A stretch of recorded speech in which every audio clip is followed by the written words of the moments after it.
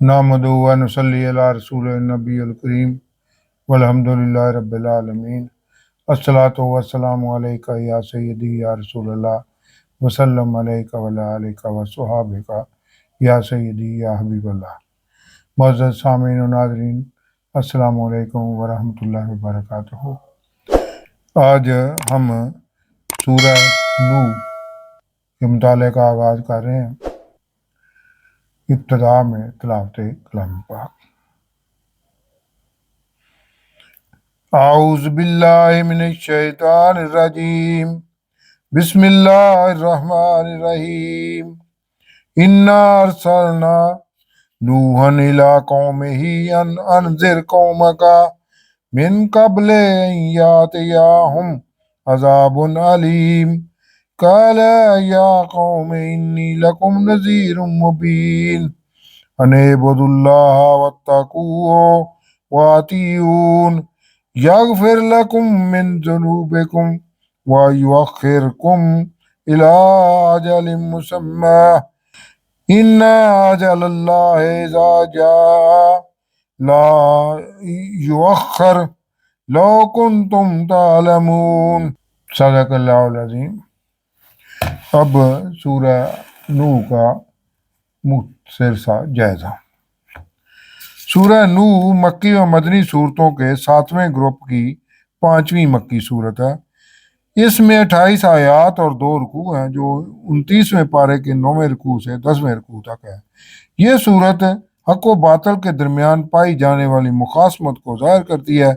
इसमें बताया गया है कि हज़रत नूह अलैहिस्सलाम अल्लाह की तरफ से कौम पर मबूस किए गए थे। इस सूरत में हज़ूर अकरम सल्लल्लाहु अलैहि वसल्लम की दावत और कौम के बारे में आप सल्लल्लाहु अलैहि वसल्लम के शिकवे का भी इज़हार किया गया है, और साथ ही अहले ईमान के लिए आप सल्लल्लाहु अलैहि वसल्लम के इस्तग़फ़ार का बयान है। ये भी बताया गया है कि कौम नूह का खात्मा तूफ़ान की शक्ल में अजाब से हुआ, जबकि अहले ईमान को कश्ती के ज़रिए बचा लिया गया।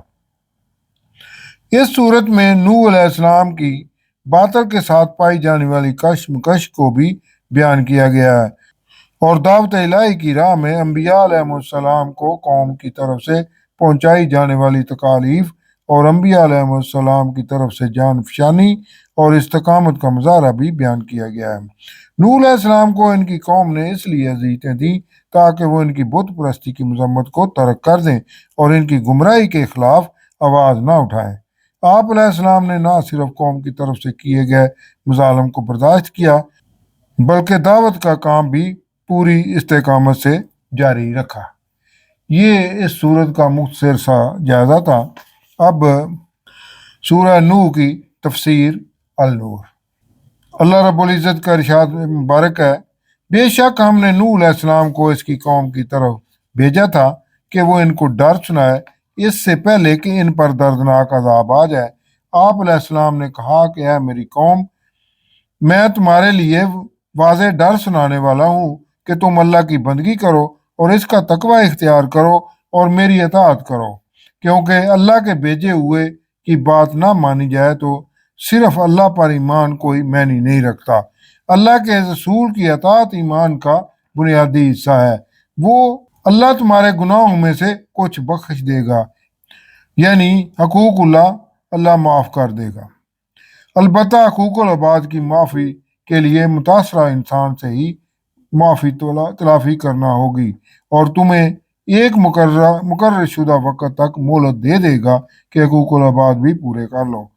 जब अल्लाह का मुकर्रर करदा वक़्त आ जाएगा तो इसे टाला नहीं जा सकेगा। काश तुम्हें मालूम होता कि सरकशी करने वालों को मुकर्रर शुदा मुद्दत के बाद तबाह कर दिया जाता है।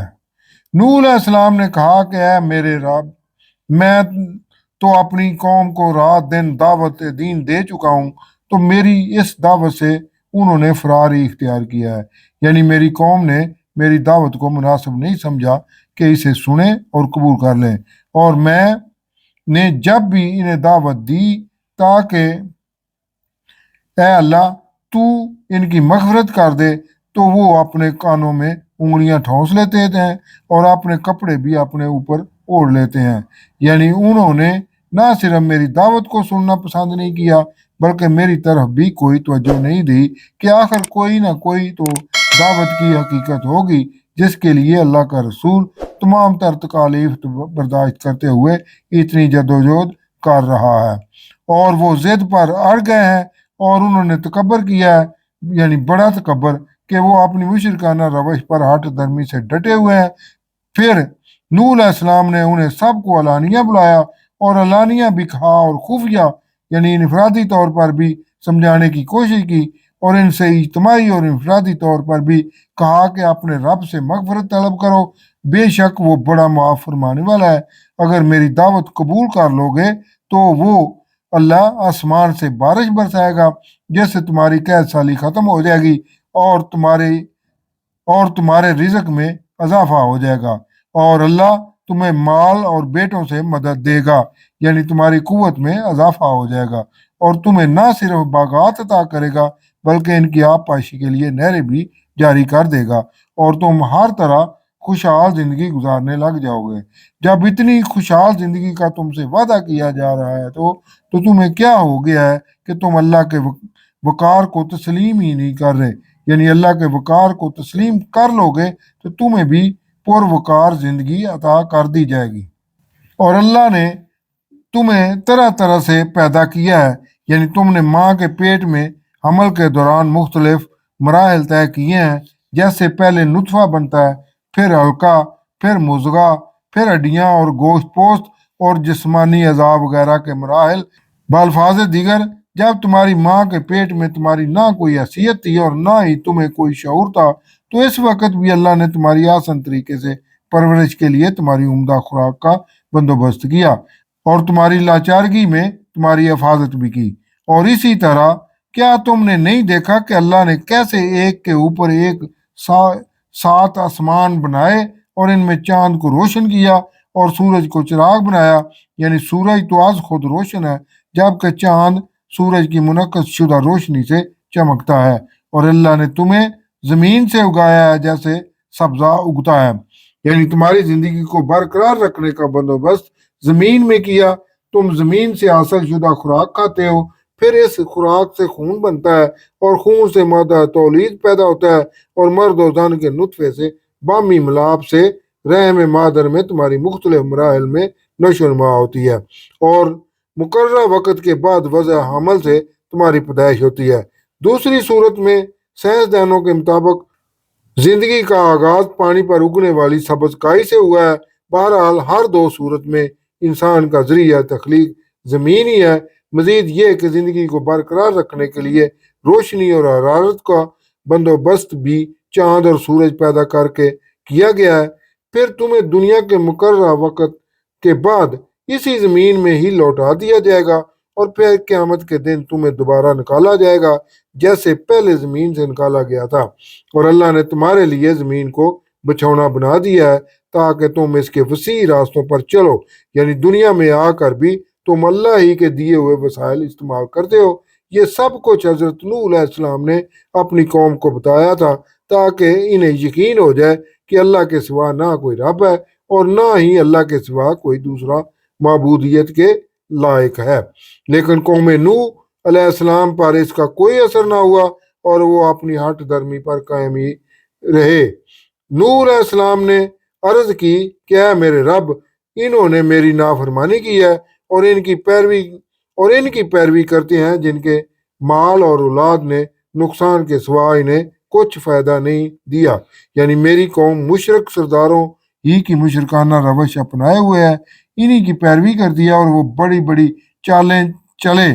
कौम नूह अलैहिस्सलाम ने अपने मरने वाले नेक बंदों के बुत बनाए हुए थे जिन्हें वो पूजते थे, और नूह अलैहिस्सलाम इन्हें इन बुतों की पूजा से मना करते थे और इन्हें बुरा भी कहते थे, जिसकी वजह से सरदार गुस्से से चीख उठे और अवाम में उन्होंने वावेला शुरू कर दिया कि ये कैसा रसूल है कि हमारे नेक बुजुर्गों को ही बुरा भला कहता रहता है। इसी बुनियाद पर मुशरक सरदार अपनी कौम को किसी हद तक इकट्ठा करने में कामयाब हो गए थे कि कुछ भी हो जाए हम इन नेक बंदों के बुतों को नहीं छोड़ेंगे, और उन्होंने यानी सरदारों ने अवाम से कहा कि तुम अपने माबूदों को मत छोड़ो, ना वध को ना स्वा को, ना यगूस को, और ना ही याऊक को, और ना ही नसर को।